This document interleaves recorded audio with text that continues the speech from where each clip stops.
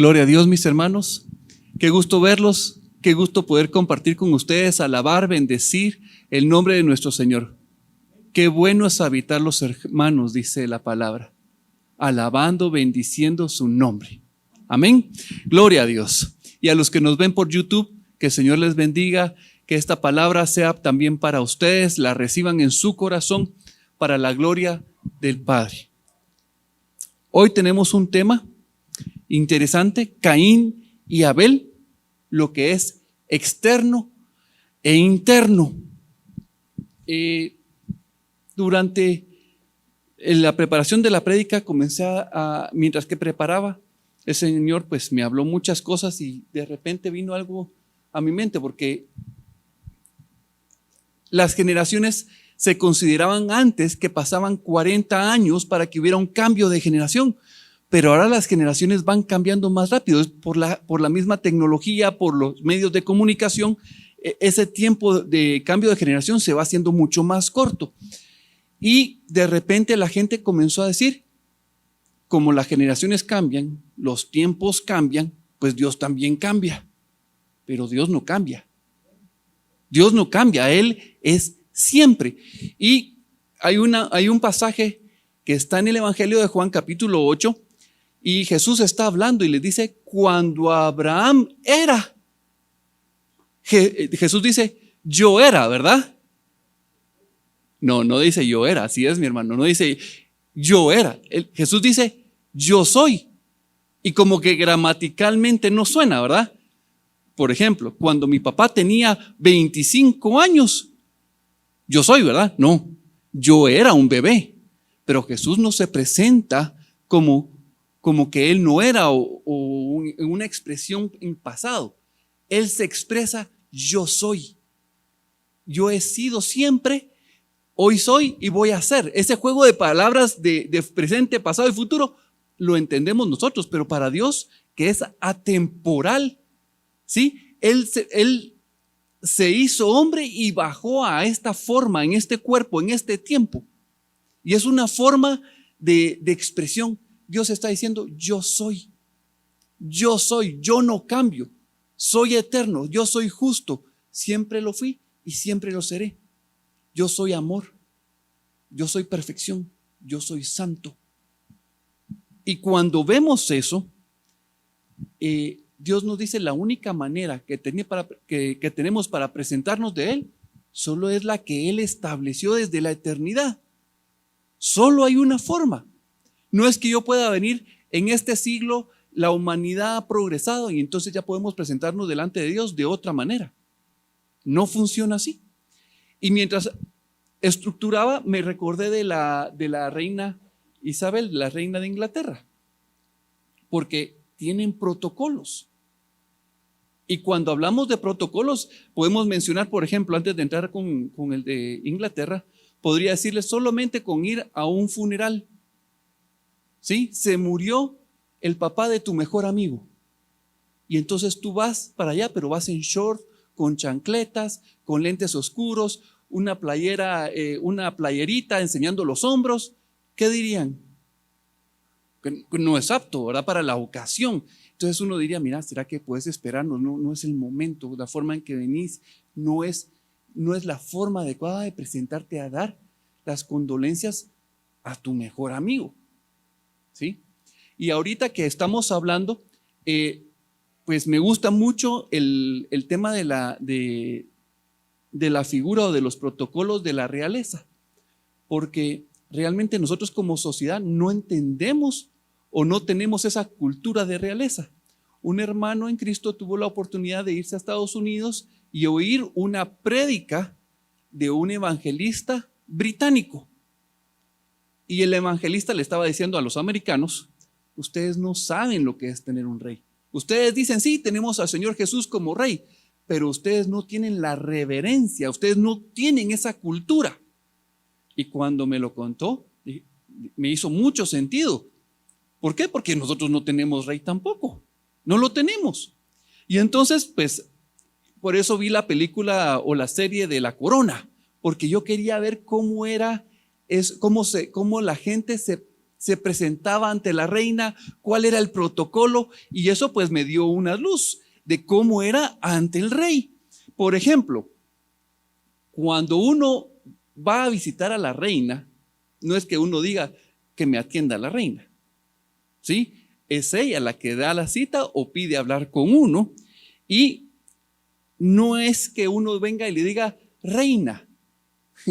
Aquí en Guatemala lo decimos muy comúnmente, reina, mira, dame esto, o reina, aquí, ¿verdad? Pero esa no es la forma en que uno se debe dirigir a la reina de Inglaterra. Uno debe de dirigirse como su majestad. Hay un protocolo y uno dice su majestad, número uno.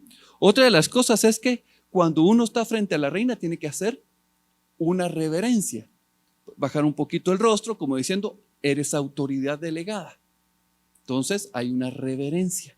Para los hombres es bajar un poquito la cabeza, las mujeres pues la verdad es que no sé cómo lo hacen, pero doblan un poquito las rodillas, no sé cómo es. ¿Saben cuál fue una de las cosas que me gustó?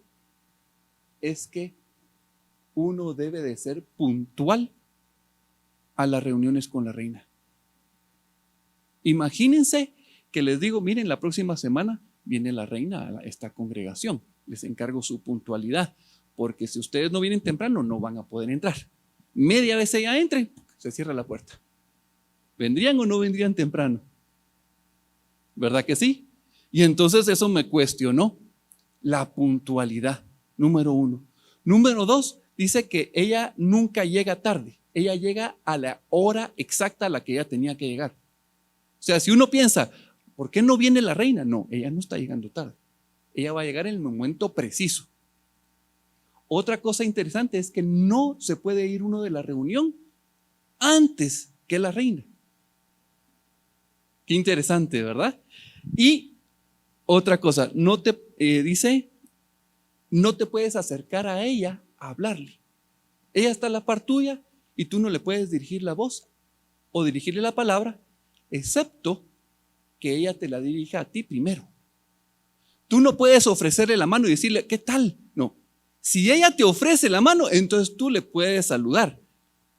Y mientras veía ese protocolo, me recordé del Salmo 113. Lo vamos a leer. Dice, ¿quién como el Señor nuestro Dios, que se sienta en las alturas, que se humilla a mirar en el cielo y en la tierra? Fue Dios el que dio el primer paso. Fue Dios quien vino, vio, y no solo eso. Dice Juan en las cartas de Juan, que no fue que nosotros amáramos a Dios primero, sino que Dios nos amó primero a nosotros. Y Él descendió y se hizo hombre. Fue Él quien nos buscó. Si hay alguna persona que cree, que piensa, no, si yo siempre he buscado a Dios, desde que nací he buscado a Dios. No, mi hermano. Fue Dios quien te buscó a ti. Fue Dios que ha estado tocando a la puerta de tu corazón, que se ha querido presentar delante de ti, porque la humanidad lo rechazó. Yo lo he rechazado. Me he negado a oír su palabra, a obedecerlo. Podemos ver eso, ¿verdad? Y cuando veo esto y entendemos, Dios permanece fiel. Dios es justo. Dios es benevolente. Dios es santo. Dios es digno. Todos sus atributos permanecen todo el tiempo. Todo el tiempo. Y ese protocolo del que les estoy hablando es que Dios ya estableció cómo nos debemos de presentar delante de Él. Y ese protocolo es santidad. Vean ustedes. Hebreos 12, versículo 14. Seguid la paz con todos y la santidad, sin la cual nadie verá al Señor. Nadie verá al Señor. Hay gente que piensa que es santa, pero no se ha dado cuenta del error que hay en su corazón, del pecado, de la transgresión, de la culpa, del agravio, de la falta que hemos cometido al Señor. Nos cuesta reconocer nuestro error delante del Señor. Y quiero traer la cita de Mateo 22, versículo 11 al 14. Esta es la cita en la que están haciendo la invitación, están haciendo la invitación para las bodas. Y el rey está invitando, pero varias personas no quieren llegar, y entonces invitan a otras personas que están en los caminos, que están en sus trabajos, vengan ustedes a la boda. Y vean lo que pasa. Dice, y entró el rey para ver a los convidados, y vio ahí a un hombre que no estaba vestido de boda. Y le dijo, amigo, ¿cómo entraste aquí sin estar vestido de boda? Mas él enmudeció. Entonces el rey dijo a los que servían, atadle de pies y manos y echadle en las tinieblas de afuera. Ahí será el lloro y el crujir de dientes, porque muchos son llamados y pocos los escogidos. Miren, estas citas lo que nos están hablando es que hay un protocolo para presentarnos delante del Señor. Hay una vestidura, hay una forma de estar delante del Señor. Y no, miren, creo yo que todos tenemos dos deditos de frente. Si nos invitan a comer a la casa de una persona, no venimos y ponemos los pies sobre la mesa. Es como educación básica, ¿verdad? Y somos respetuosos. Bueno, el Señor tiene su protocolo y nos ha dejado su palabra para que estudiemos sus protocolos. La forma, Jesucristo es la forma, Jesucristo es la estatura, Jesucristo es el vestido, Jesucristo es la forma de hablar delante del Padre. Él es quien nos hace aceptos delante del Padre. Él es nuestro protocolo. Y eso es lo que vamos a estar viendo aquí. El tema es Caín y Abel. Y cuando hablamos de Caín y Abel, tenemos que conocer la historia atrás de ellos. ¿Y quién es la historia? Pues la encontramos con Adán y Eva, ¿verdad? En el capítulo 2 vemos que fueron formados del polvo. En el capítulo 3 vemos cómo la mujer fue engañada. La serpiente se presentó y le dijo, no, no te vas a morir. Ellos comieron y fueron echados fuera del Edén, de ese jardín precioso. Y y Caín y Abel nacieron en este mundo caído como tú y yo estamos el día de hoy. En un mundo caído que está bajo el gobierno del príncipe de las tinieblas, bajo el gobierno de Satanás. Y eso, mis hermanos, no lo tenemos que olvidar, porque de repente comenzamos a decir, Dios tiene control de todo, y es cierto, y comenzamos a decir, y comenzamos a sacar a Satanás del ambiente espiritual, y de repente Satanás ya no existe. Y el mejor engaño de Satanás es hacernos creer que ese poder de las tinieblas no existe. ¿Y de qué necesitamos ser salvos? Pues de nada. Es un engaño. Tenemos que entender que este mundo está caído. Y este mundo está bajo condenación. Y condenación de muerte eterna. Así que no lo olvidemos.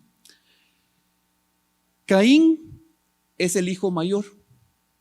Abel es el hijo menor. Caín es agricultor y Abel es pastor. Y cuando leemos la historia de Caín y Abel, voy a contar una interpretación que yo tenía hace varios años y la acabo de encontrar. Queríamos verla con Sofía hace unos 2-3 años y me puse a buscar en YouTube caricaturas de Caín y Abel. Y entonces puse la primera. Y dije, no, esta está mal la interpretación. Segunda, tercera, cuarta, quinta. Después dije yo, mejor no veo ninguna. Y se la conté yo, porque todas contaban una historia distorsionada a lo que verdaderamente es la palabra. Y miren, la palabra no tiene problemas.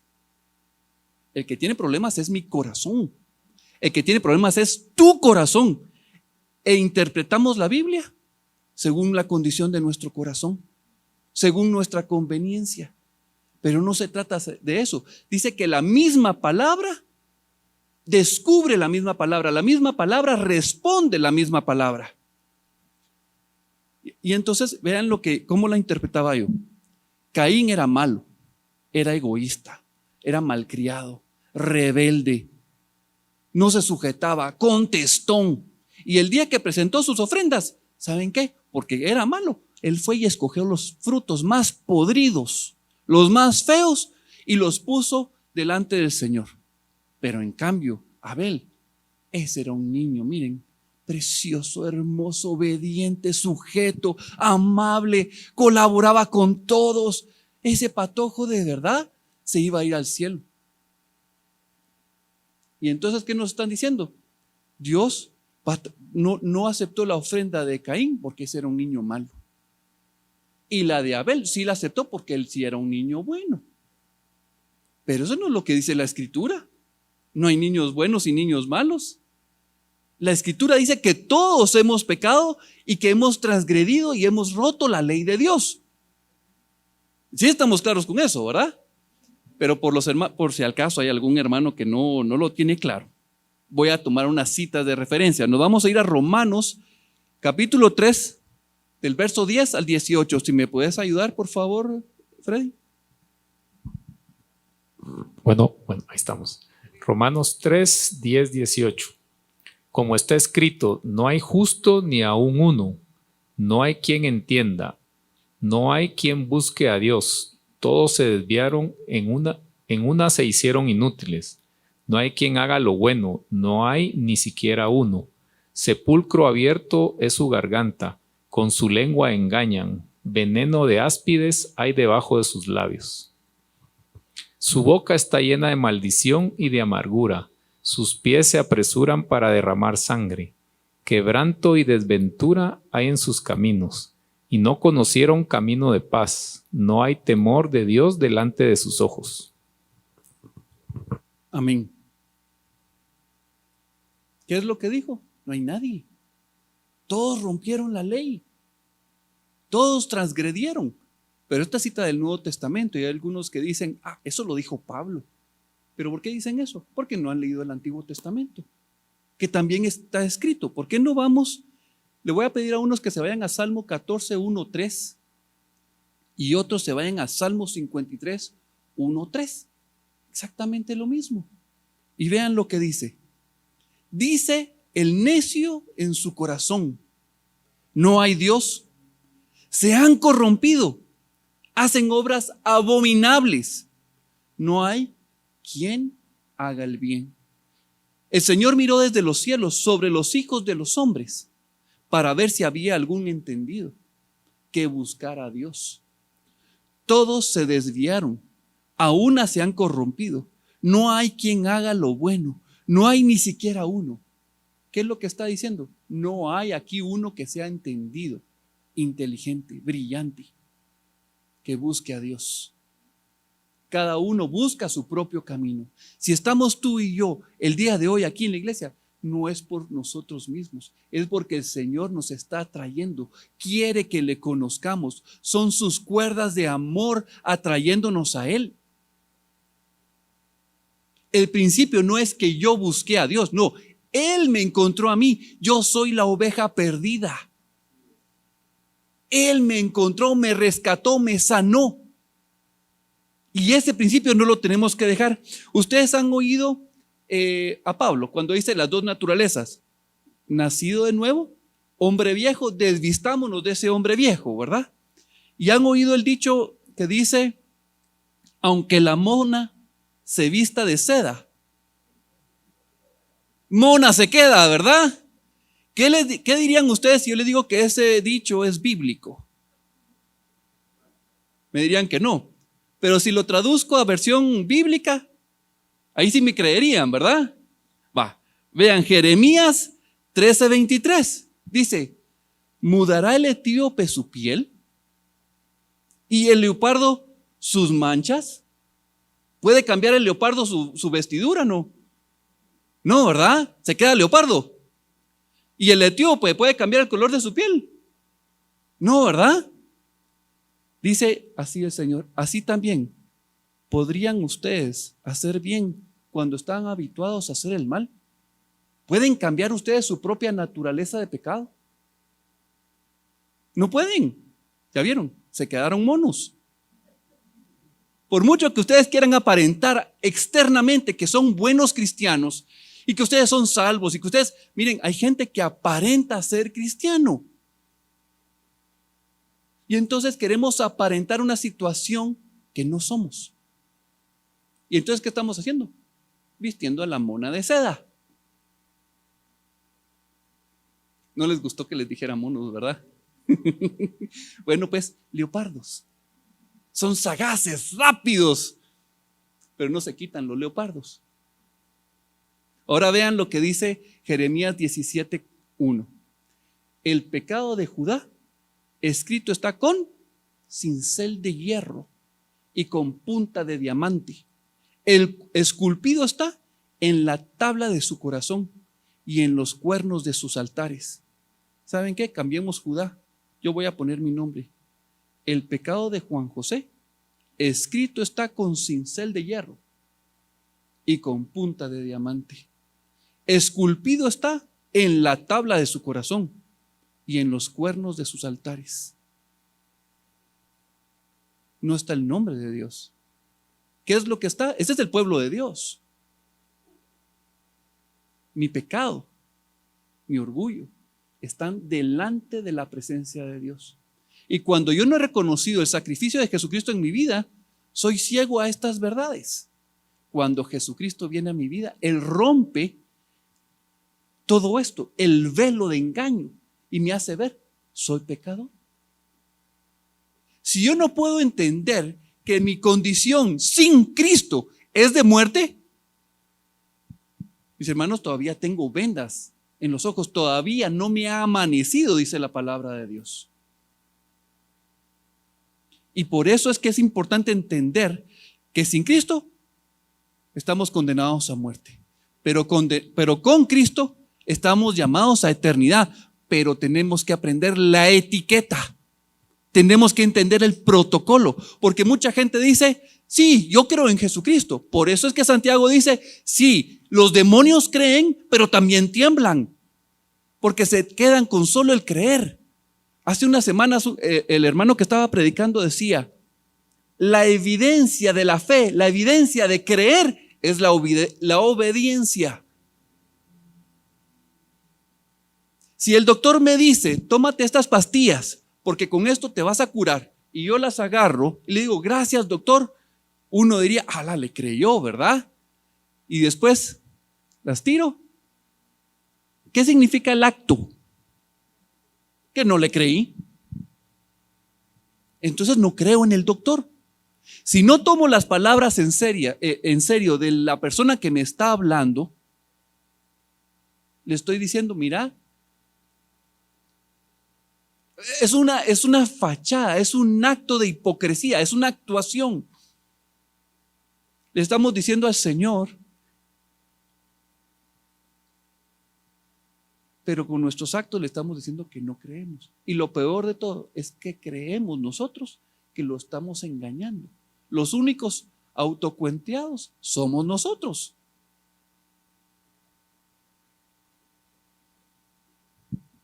Y el entender la doble naturaleza es importante. Vamos a pasar a Juan capítulo 8, versículo 39 al 47. Le voy a pedir por favor si podemos leerlo. Respondiendo y le dijeron, nuestro padre es Abraham. Jesús les dijo, si fueseis hijos de Abraham, las obras de Abraham haríais. Un momento. ¿Cuáles son las obras de Abraham? Son las obras de fe. Habacuc lo dice, el justo por la fe vivirá. Y si ustedes estudian el capítulo 4 de Romanos, cuando comienzan a hablar de la fe, de la justificación de Abraham, todo ese discurso se basa en que las obras de Abraham eran hechas porque él oía la voz de Dios. Porque había entendimiento de lo que Dios quería que él hiciera. Tal vez no había un entendimiento completo, pero era obediente. Él creía que lo que Dios decía era cierto y por eso lo hacía. Consideraba como buenas sus palabras, digno de confianza. Creo en ti, Señor. Creo que tu obra sobre mí es perfecta. Esas son las obras de Abraham, por favor. Pero ahora procuráis matarme a mí, hombre que os he hablado la verdad, la cual he oído de Dios. ¿No hizo esto Abraham? Vosotros hacéis las obras de vuestro padre. Entonces le dijeron, nosotros no somos nacidos de fornicación, Un Padre tenemos que es Dios. Miren qué tremendo es esto. Jesús le está diciendo que no son hijos de Dios. Y ellos responden, nosotros no somos hijos de fornicación. Y uno dice ahí, ¿qué tiene que ver eso con lo otro? ¿Saben qué tiene que ver? Que ellos estaban atacando a Jesús con un golpe bajo. ¿Y Jesús se quedó así como ofendido? No. ¿Por qué? Porque no era cierto. ¿Se recuerdan? Dice que María quedó embarazada del Espíritu Santo y José, por sueños, supo que no la tenía que dejar, porque en su corazón la quería dejar. Y entonces, ¿qué creen? ¿Por qué lo están diciendo? Porque se enteraron que hubo alguna situación ahí y entonces pensaron, tú eres hijo de fornicación. Eso es lo que le están diciendo a Jesús. Y entonces Jesús continúa. Vean cómo continúa la conversación. Jesús entonces le dijo, si vuestro Padre fuese Dios, ciertamente me amaríais, porque yo de Dios he salido y he venido, pues no he venido de mí mismo, sino de Él, sino que Él me envió, porque no entendéis mi lenguaje, porque no podéis escuchar mi palabra. Un momento. Jesús está diciendo, miren, ustedes no entienden a Dios, no lo oyen y no me conocen. ¿Por qué no pueden hacer eso? Porque no están conectados al Padre. Están desconectados, están muertos. Tienen una naturaleza contraria. Y aquí viene la siguiente parte, por favor. Versículo 44. Vosotros sois de vuestro padre el diablo, y los deseos de vuestro padre queréis hacer. Él ha sido homicida desde el principio, y no ha permanecido en la verdad, porque no hay verdad en él. Tú eres hijo del diablo. Imagínate que Jesús te diga eso. Tú eres hijo del diablo. A mí me duele. No, hombre, yo sí sé que soy un poquito mentiroso, pero no tan grueso, pues. ¿Qué excusa ponemos? Tendemos a dar excusas cuando venimos y alguien nos dice que tenemos una naturaleza de pecado. No, ¿cómo va a ser posible? Yo soy bueno. Pero la palabra una y otra vez nos describe una naturaleza de pecado, una naturaleza que se rebela contra Dios, que no quiere ser obediente. Una naturaleza que lastima, que golpea a sus semejantes, inclusive a los que uno dice que ama. Yo amo a mi esposa y la he lastimado. Amo a mis hijas y las he lastimado. Amo a mis papás y los he lastimado. Amo a mis compañeros y los lastimo. Es una condición en nuestro corazón. Y por favor, quiero que vean una cosa. Una cosa es la condición de pecado, una condición es la de muerte y otra cosa es, ya estando en Cristo, todavía fallo, pero no estamos practicando el pecado. No estamos practicando el pecado. Voy a saltarme esa cita. Y antes de leer esta cita, fíjense que qué curioso. Hace unos años le estaba hablando a un amigo, le estaba evangelizando, compartiéndole de Jesucristo, y entre todo lo que le dije, de repente él me respondió y me dice, Juan José, mira, discúlpame, pero Jesucristo, la iglesia, es para los pecadores, para los mentirosos, para los orgullosos, para los que están depresivos, los que tienen problemas con su familia, que se acaba de morir su hijo. Y miren, me sacó tantos problemas. Y cuando mencionaba los pecados, ¿qué me estaba diciendo? Que yo era el mentirosote, que yo era el orgulloso, que era el defraudador. Y yo me quedé callado y me puse para trancazo. Ya no le quería seguir predicando, le terminé de dar el mensaje de mala gana. ¿Por qué? Porque me sentía ofendido. Y entonces terminó la conversación y cuando iba en el carro, el Señor me preguntó, ¿y por qué estás enojado? Porque me dijo esto y esto. ¿Y no es cierto, pues? Sí, pero no me gusta que Él me lo diga. El problema que tenemos es que no nos gusta que nos digan la realidad de nuestro corazón. ¿Quién? Vamos a ver. Que levante la mano uno aquí que nunca haya mentido. Ok. Alguno que nunca haya codiciado. O sea, mentirosos y codiciosos. ¿Quién de aquí Nunca ha visto a otra persona y no la ha deseado en su corazón. Lujuriosos. ¿Cuántas veces tenemos que cometer un pecado para tener el título de esto? ¿Con una vez? Pero nos cuesta reconocer esa condición. Y entonces, cuando iba molesto en el carro, el Señor me hizo ver, sí, Señor, yo necesito ir a la iglesia porque yo sí estoy enfermo. Yo tengo ese problema en mi corazón. Lucas 5, 31, 32 dice, respondiendo Jesús les dijo, porque los fariseos estaban criticando a Jesús porque estaba comiendo con publicanos y con prostitutas. Y entonces, los que están sanos no tienen necesidad de médico, sino los enfermos. No he venido a llamar a justos, sino a pecadores al arrepentimiento. He tenido la oportunidad de trabajar con drogadictos, con alcohólicos, y la clave para que ellos puedan salir de ahí es que reconozcan que tienen un problema. Si no reconocen que no son drogadictos, que no tienen el problema del alcoholismo, cualquier tratamiento que se les dé simplemente es de más. Tienen que reconocer que hay enfermedad en su corazón. Si no, se está desperdiciando. Y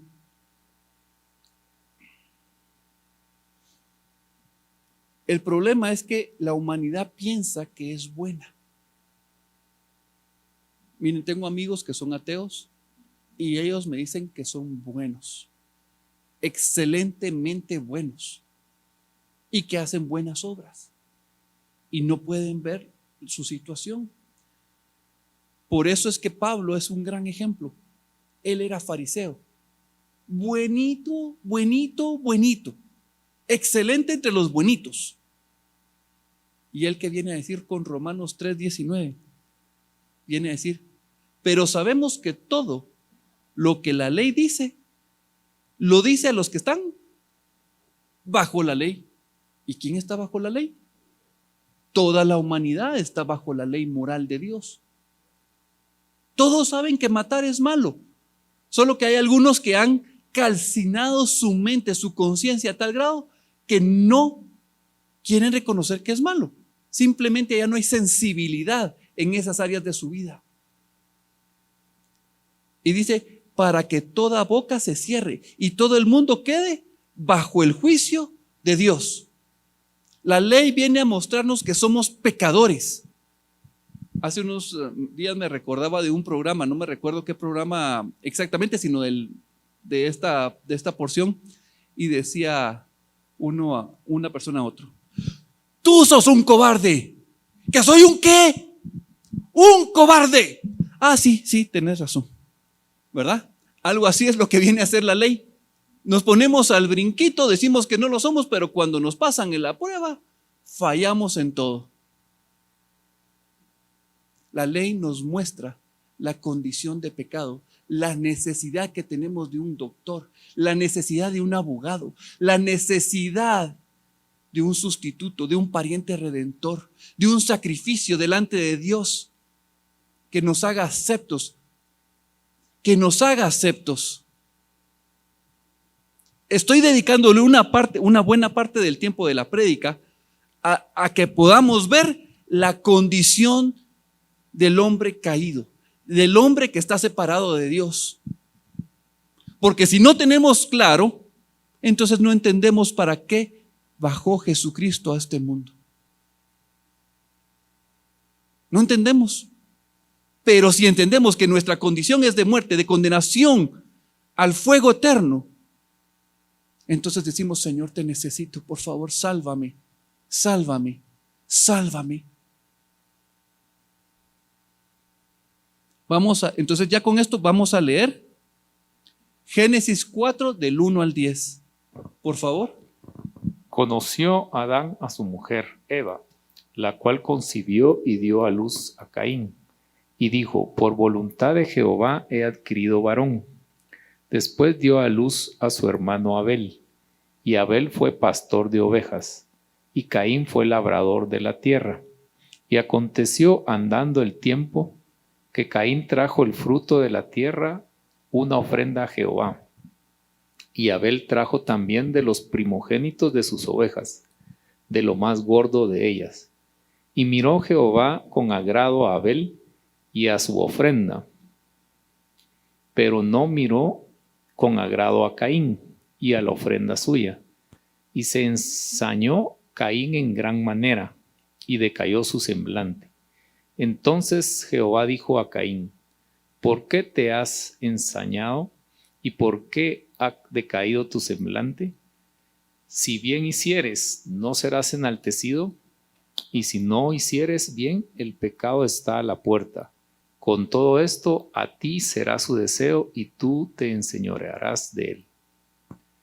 Y dijo Caín a su hermano Abel: salgamos al campo. Y aconteció que estando ellos en el campo, Caín se levantó contra su hermano Abel y lo mató. Y Jehová dijo a Caín: ¿dónde está Abel tu hermano? Y él respondió: no sé. ¿Soy yo acaso guarda de mi hermano? Y él le dijo: ¿qué has hecho? La voz de la sangre de tu hermano clama a mí desde la tierra. Aquí vemos una historia de relaciones humanas. La primera, porque la primera relación fue entre Adán y Eva con Dios. Y ellos rompieron esa relación con Dios, su transgresión. Creyeron a la voluntad de la serpiente, creyeron a sus palabras y le dijeron a Dios: no creemos en tus palabras. Y ellos terminaron siendo separados. Ahora vemos la primera relación entre hermanos. Y dense en cuenta de algo: cuando pecó Adán y Eva, Dios pregunta: ¿dónde están ustedes? Pero ahora que Caín ha matado a su hermano, ¿cuál es la pregunta? ¿Dónde está tu hermano? No sé. Mentirosote, ¿verdad? La mentira. ¿Se recuerdan de cuando hablamos de que Satanás era mentiroso? Bueno, Caín es mentiroso. ¿Se recuerdan que se leía en Juan 8 también que Satanás era homicida desde el principio? ¿Y qué está haciendo Caín? Homicidio. Vemos ahí situaciones de una relación con ausencia de Dios en el corazón de Caín, ¿verdad? Porque él no quería. Y Dios le habló y él no quiso. Dios le advirtió: mira, si tú permites, el pecado está a tu acecho, te va a devorar. Pero no quiso oír. ¿Qué es hacer las cosas bien? Creerle a Dios lo que Él dice y aceptar su palabra. Ser obediente a su palabra. Pero Caín tomó un camino equivocado. Y tenemos el caso de Abel, que oyó la voz de Dios y fue obediente. Para entender esta cita con más detalle, tenemos que leer otras citas y vamos a comenzar analizando a Abel. Y vamos a leer Hebreos 11:4, que dice: por la fe, miren qué interesante, por la fe, Abel ofreció a Dios, ¿qué dice? Más excelente sacrificio que Caín. Por la fe. Romanos nos dice que la fe viene por y oír la palabra de Dios. O sea que Abel oyó la palabra de Dios. No tenía una Biblia, pero oyó su voz. Entendió el mensaje cuando Adán fue vestido y Eva fueron vestidos con ese traje de una víctima inocente. Luego dice: por la cual alcanzó testimonio que era justo. La palabra nos dice que todo hombre es injusto, pero con ese sacrificio dice que Abel logró testimonio de que era justo, dando Dios testimonio de sus ofrendas, y muerto aún, habla por ellas. Ese testimonio de sangre, miren, sigue hablando delante de la presencia de Dios. Es un testimonio eterno. Sigamos viendo esto, porque en Hebreos 9:22 nos da otra clave. Dice, y casi todo es purificado según la ley, con sangre.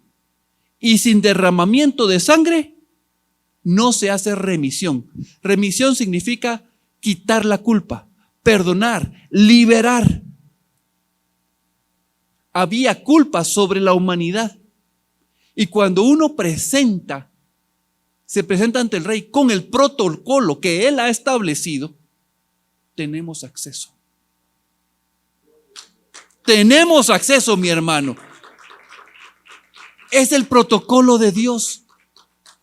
Dios no puede ir contra sus propias normas, contra sus propias reglas. Lo que Él estableció es eterno. Y si Él dijo, si comes, morirás. Y ellos comieron. ¿Qué es lo que se demanda? Muerte. Sangre. No es que Dios esté diciendo, me encanta, no, pero Él es fiel a su palabra. Y aquí viene algo que yo aprendí ayer. Cuando Adán y Eva pecaron, comieron del fruto y ya estuvo la maldición sobre ellos y Dios los estaba sacando del jardín. Recuerden que Dios los vistió. Y eso es Génesis 3:21. Y dice, y el Señor Dios hizo al hombre y a su mujer túnicas de pieles y los vistió.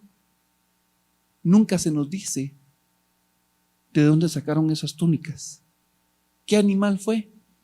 No lo sabemos. ¿Se recuerdan de Abraham cuando iba con Isaac? Isaac pregunta, traemos leña, traemos el fuego, traemos el cuchillo, las cuerdas, traemos todo. ¿Y el cordero? No te preocupes. Dios proveerá cordero. Y luego Juan el Bautista dice, cuando ve a Jesús, he ahí el Cordero de Dios que quita el pecado del mundo. Y luego vamos a la cruz y encontramos a Jesús desnudo.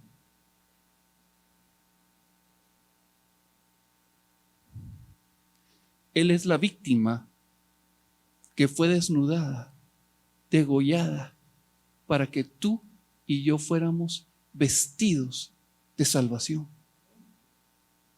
Él murió desnudo para vestirnos a nosotros. Vean lo que dice Isaías 61:10. En gran manera me gozaré en el Señor. Mi alma se alegra en mi Dios porque me vistió. ¿Con vestiduras de qué? De salvación. Me rodeó de manto de justicia. Me hizo justo delante de Dios. Es el traje de Jesucristo. No son mis justicias. Es la justicia de Jesucristo. Como a novio me atavió y como a novia adornada con sus joyas. Pero no solo me vistió, ¿saben qué? Él vino y quitó el oprobio, la vergüenza, el pecado, la culpa, la vergüenza, todo lo asqueroso que es el pecado, vino Él y lo cargó sobre sí. Él fue vestido de nuestra corrupción. Él fue vestido con nuestra culpa. Ese intercambio nuevamente, miren, un predicador, ahorita lo oí en el día de ayer cabalmente también, y decía, miren, no comprendemos el sacrificio de Jesucristo, no lo comprendemos, ya tenemos una verdad no la entendemos, es muy pequeña. La verdad que tenemos es demasiado grande, perdón, lo estoy confundiendo. La verdad es tan grande que nosotros no tenemos la capacidad de entender todo lo que Jesucristo hizo en la cruz. No tenemos la capacidad. Cuando se hizo el video del universo, no sé si se recuerdan que sale Alexis ahí hablando del universo y hablando de cómo Dios puso sus ojos en nosotros, cómo es que Dios se recuerda del hombre. El rayo del sol para la tierra se tarda 8 minutos y unos segundos. Y a nosotros nos tomaría casi un año llegar al sol. Solo con las velocidades del día que tenemos al día de hoy. No estoy hablando de la velocidad luz. No comprendemos, nos quedamos cortos de lo que Dios hizo. Cuando hablamos de que Dios desde su trono se inclinó, yo también me puedo inclinar, ¿verdad? Pero no dimensionamos la grandeza. Él es el Rey de Reyes. Cuando se habla de que un ángel en una noche mató a más o menos 185,000 soldados, uno dice, wow, qué poderoso un ángel, ¿verdad? Pero cuando Jesús está en el huerto de Getsemaní y Pedro saca su espada y le corta la oreja a Malco, Jesús lo detiene y le dice, mira, si yo le pidiera al Padre 12 legiones de ángeles, Él me las daría. 12 legiones, solo vean, una legión tiene 6,000 soldados. 6,000 por 12, 72,000 ángeles. Y multipliquen 72,000 ángeles por 185,000 personas, ya acabó con la población no sé cuántas veces del mundo. Pero Jesús, comandante general de los ejércitos del cielo, le dijo a todos sus soldados, a todos sus fieles sirvientes, esta batalla es mía.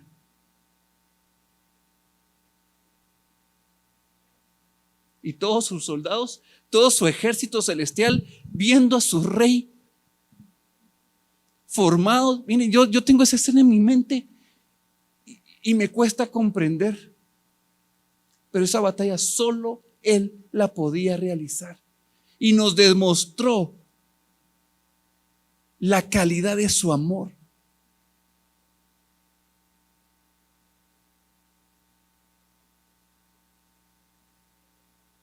Gracias sean dadas a Jesucristo. No comprendemos su amor, no comprendemos su sacrificio, pero la figura del Cordero nos ayuda a entender un poquito, ¿verdad? La figura de la cruz nos ayuda a entender un poquito. Y cada vez vamos entendiendo más su amor. Y yo no dejo de sentirme agradecido. Y le digo, Señor, yo no quiero olvidar ninguna de mis transgresiones, no porque yo las quiera estar recordando, es que yo no quiero olvidar de dónde tú me sacaste. Yo no quiero dejar de sentirme agradecido contigo, porque si olvido, Señor, de dónde me sacaste, voy a menospreciar tu sacrificio. Y esto, mi falta, me ayuda a verte a ti, Señor. Y no estoy diciendo mi falta, entonces voy a ir a pecar para reconocerlo más a Él. No, mis hermanos. Estoy hablando de que a más amor, más entendimiento, uno dice gracias. Gracias. Pero si no logramos ver de dónde nos sacó Dios, entonces no hemos entendido. No hemos entendido el mensaje del Evangelio. El mensaje del Evangelio es que estábamos muertos y Dios mismo bajó y nos reconcilió consigo mismo. Las copas de ira debían de haber caído sobre nosotros. Pero Él se puso en medio y dijo, no puedo ir en contra de mi palabra. Y las copas de ira se tienen que derramar. Voy a bajar yo. Y por eso existe la figura del pariente redentor, nuestro bello Joel, que dice, la norma del pariente redentor es que tenía que tener capacidad económica para redimir, que él no tenía que ser esclavo. Y entonces baja y dice, yo no soy esclavo del pecado y yo tengo solvencia económica. Y voy a pagar con mi sangre.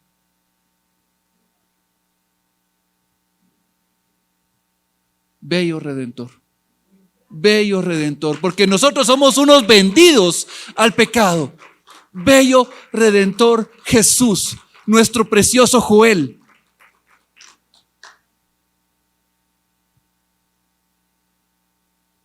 Y ahora vemos, este es el protocolo en nuestro corazón. La sangre de Jesucristo. La sangre de Jesucristo que da testimonio para la eternidad y nos hace justos delante de Dios. Pero veamos a Caín. Caín, como les decía, niño malo, niño feo, ¿verdad? Pero no es eso. Tenemos que entender la palabra. La misma palabra nos responde qué es lo que está diciendo, y por eso tenemos que leer la palabra, meternos en la palabra. La palabra nos instruye, nos redarguye, nos corrige, nos enseña. Cuando hablamos de los frutos de la tierra, tenemos que entender que cuando Adán y Eva trataron de cubrir su desnudez, escogieron vegetales, producto de la tierra. Y Dios le dice a Adán después de que pecó: maldita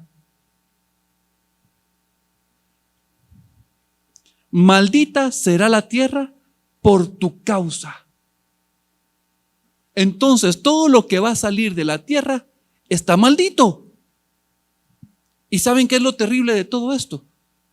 Si leemos en el Génesis 2, dice que Dios nos hizo del polvo, del barro, de la tierra, insufló su aliento sobre nosotros, pero seguimos siendo polvo, seguimos siendo tierra. Y entonces este cuerpo que tenemos aquí, cuerpo de maldición. Por eso es que Pablo dice en Romanos 7, 24, 25, miserable de mí, miserable de mí. ¿Quién me va a librar de este cuerpo de muerte, de pecado, de transgresión que se opone a Dios? ¿Quién? Inmediatamente dice: gracias doy a Dios por Jesucristo. Gracias doy a Jesucristo nuestro Señor, mi Salvador, mi Redentor, mi justicia, mi paz. Él es. No sé si logran ver.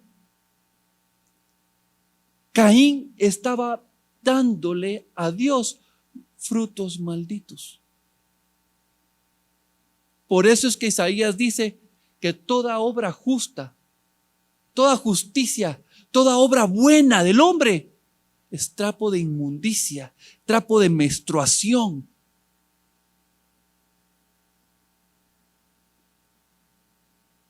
Todo lo que producimos no es grato delante de Dios, aunque aparentan obras de justicia. Las únicas obras que son gratas delante de Dios son las que Jesucristo hace en nuestro corazón.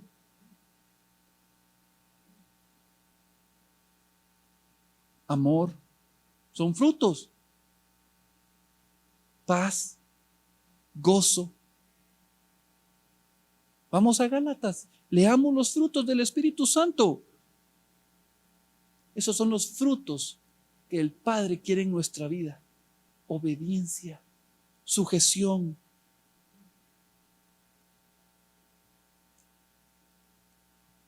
Segundo, cuando Adán y Eva pecaron, unieron su voluntad a Satanás.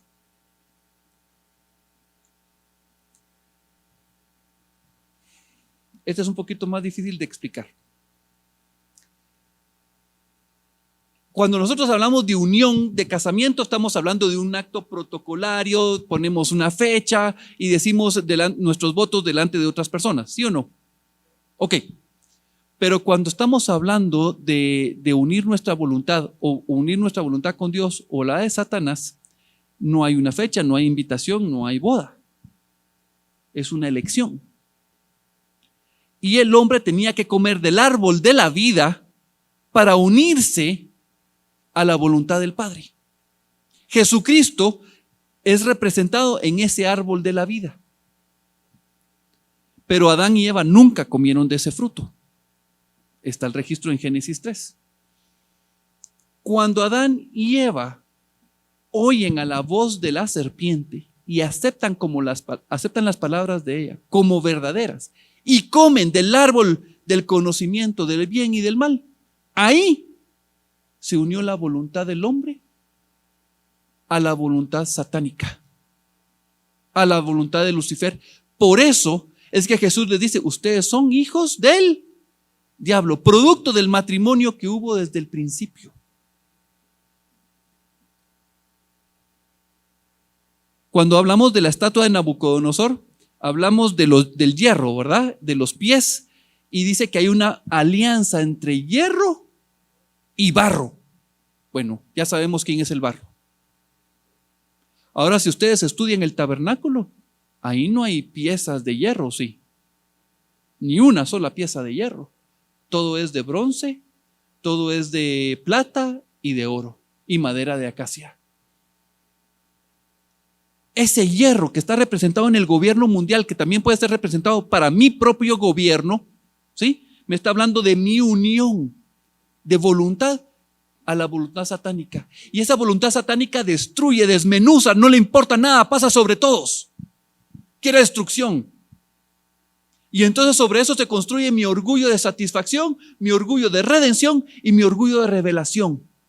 Y cuando Dios quiere derribar la estatua, comienza a decirnos, comienza a poner tu orgullo de revelación sobre el altar. Comienza a poner tu orgullo de redención, que tú piensas que tú puedes salvarte. Pon tu propia satisfacción sobre el altar. Y yo me voy a encargar de la iniquidad, de esa naturaleza satánica. Por eso es que Juan dice que Jesús vino a deshacer las obras del diablo, del maligno. Dice 1 Juan 3, versículo 11 al 12. Porque este es el mensaje que habéis oído desde el principio, que nos amemos unos a otros, no como Caín. Y vean qué es lo que dice. Ustedes ya tuvieron la conclusión de que Caín era del enemigo, ¿verdad? Pero aquí no lo confirma. Que Caín era del maligno y mató a su hermano, porque su padre es homicida y uno solo imita o copia a su padre.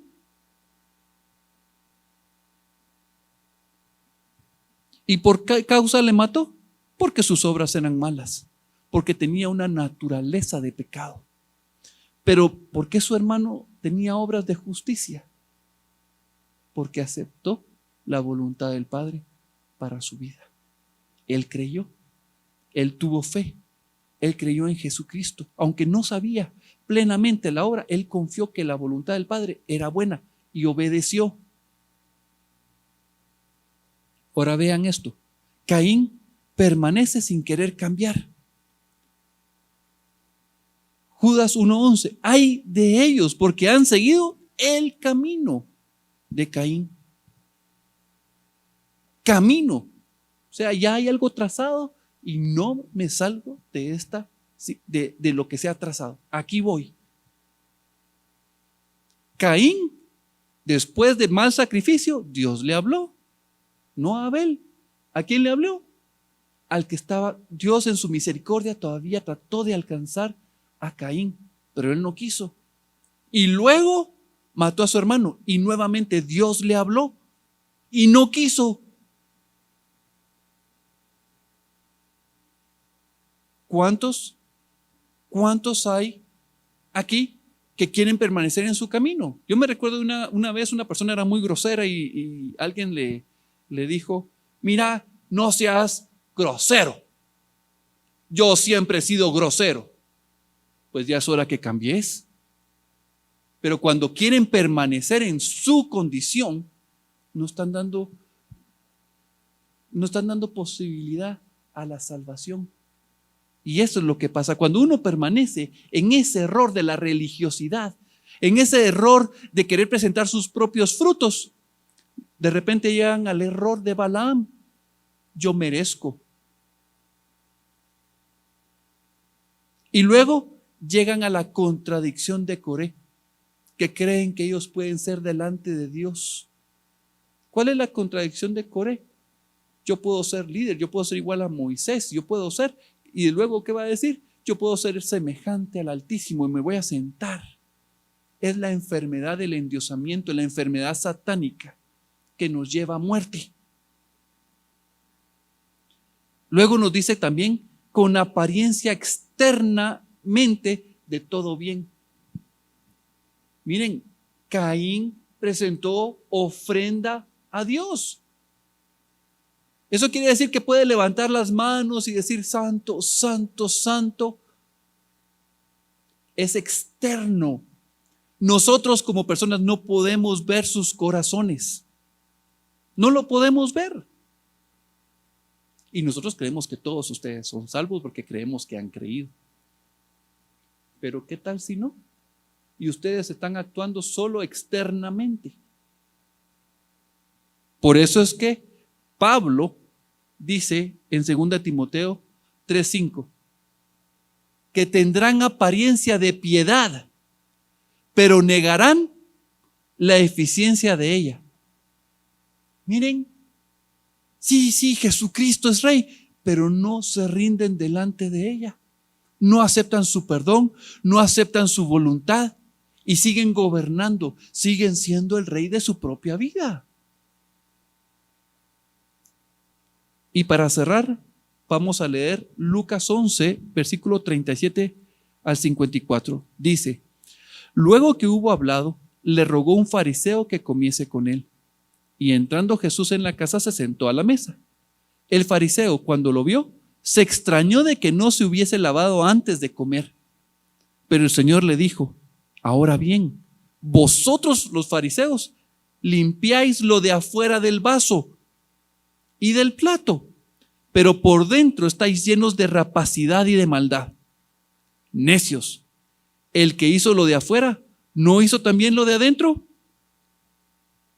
Pero dad limosnas de lo que tenéis, y entonces todo os será limpio.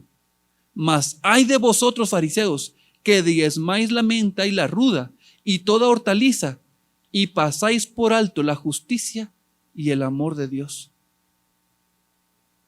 Esta primera parte nos hace ver cómo Caín rechazó la justicia de Dios y quiso presentar y dar diezmos de todo fruto. Miren, los frutos que están ahí, la menta y la ruda son semillas, frutos de la tierra. Y todavía queremos ser, contamos hasta lo último para darle lo mínimo al Señor. Y dejen lo económico, no le queremos dar nuestra vida. Y dice que habían ahí unas personas que eran escribas. Véanlo cómo reaccionan esto. Ellos, dice: esto os era necesario hacer sin dejar aquello. Ay de vosotros, fariseos, que amáis las primeras sillas en las sinagogas y las salutaciones en las plazas. Ay de vosotros, escribas y fariseos hipócritas, que sois como sepulcros que no se ven, y los hombres que andan encima no lo saben. Respondiendo uno de los intérpretes de la ley, le dijo: ay, maestro, cuando dices esto, también nos ofendes a nosotros. Mi hermano, si te sientes ofendido, eres fariseo, escriba e intérprete de la ley. Pero si te sientes redarguido y con ganas de venir y pedirle perdón al Señor y clamar por su justicia, gloria a Dios. Pero si te sientes ofendido, esta es la clave para saber dónde está tu corazón. Y él dijo: ay de vosotros también, intérpretes de la ley, porque cargáis a los hombres con cargas que no pueden llevar, pero vosotros ni aun con un dedo las tocáis. Ay de vosotros que edificáis los sepulcros de los profetas a quienes mataron vuestros padres, de modo que sois testigos y consentidores de los hechos de vuestros padres, porque a la verdad ellos los mataron y vosotros edificáis sus sepulcros. Por eso la sabiduría de Dios también dijo: les enviaré profetas y apóstoles, y de ellos a unos matarán y a otros perseguirán, para que se demande de esta generación la sangre de todos los profetas que se han derramado desde la fundación del mundo. Desde la sangre. Miren, la sangre de quién está hablando Jesús. La sangre de Abel hasta la sangre de Zacarías, que murió entre el altar y el templo. Sí, os digo que será demandada de esta generación. Ay de vosotros, intérpretes de la ley, porque habéis quitado la llave de la ciencia. Vosotros mismos no entrasteis, y los que entraban se lo impedíais. Mis hermanos, el evangelio de Jesucristo es entender que estábamos condenados y que Jesucristo vino a morir por nosotros. Más de eso, y quitar a Jesús de ese evangelio, nos estamos metiendo a problemas. Prediquemos a Jesucristo día y noche, y que cada uno pueda ver en su propio corazón: Señor, yo quiero estar con el protocolo adecuado, y eso es leyendo, orando, presentándonos delante del Señor, no dejando de congregarnos como algunos tienen por costumbre, dice la palabra, sino que nos presentemos todos los días delante del Señor. Vamos a orar. Inclina tu rostro, ponte de pie como tú te sientas cómodo, pero ponte delante del Señor.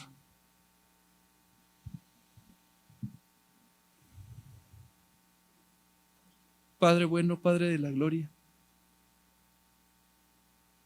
venimos delante de ti, Señor.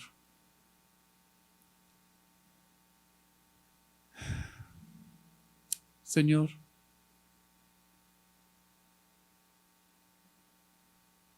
si podemos venir delante de ti es por medio de la sangre preciosa de tu Hijo amado Jesucristo, que murió en la cruz. Tú nos salvaste, tú nos redimiste, y no hemos entendido la grandeza de tu salvación, pero creemos que ella es eficiente,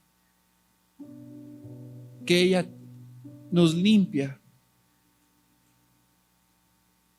que ella nos quita la culpa. La sangre preciosa de tu Hijo amado Jesucristo es poderosa.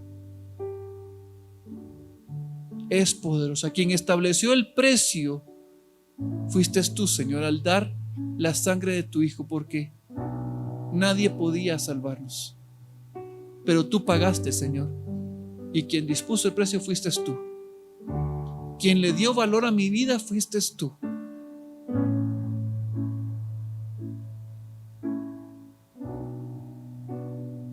Tú, Señor, pagaste un alto precio por mi vida.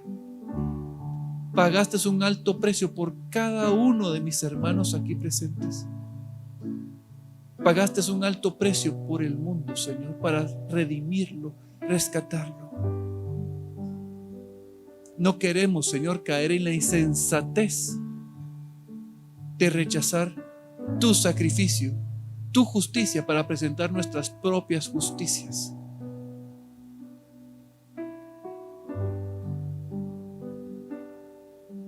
Queremos presentar la sangre de Jesucristo en nuestros corazones.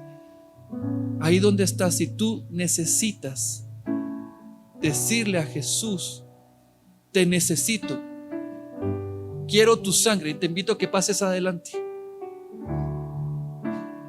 Te invito a que vengas y te pongas a cuentas con Él y dile: Señor, quiero poner mis obras de justicia, que son inmundicia, delante de ti, y quiero aceptar tu sacrificio en mi corazón. No quiero poner, Señor, mi autojustificación, mis obras, ese título de buenitis. No lo quiero, Señor. Te quiero a ti, quiero tu sangre, quiero tu justicia. Te necesito a ti, Jesús. Necesito tu obra redentora, justificadora. Te necesito a ti, Señor. Es más, Señor, eres lo único que tengo, Señor. Sin ti estamos muertos.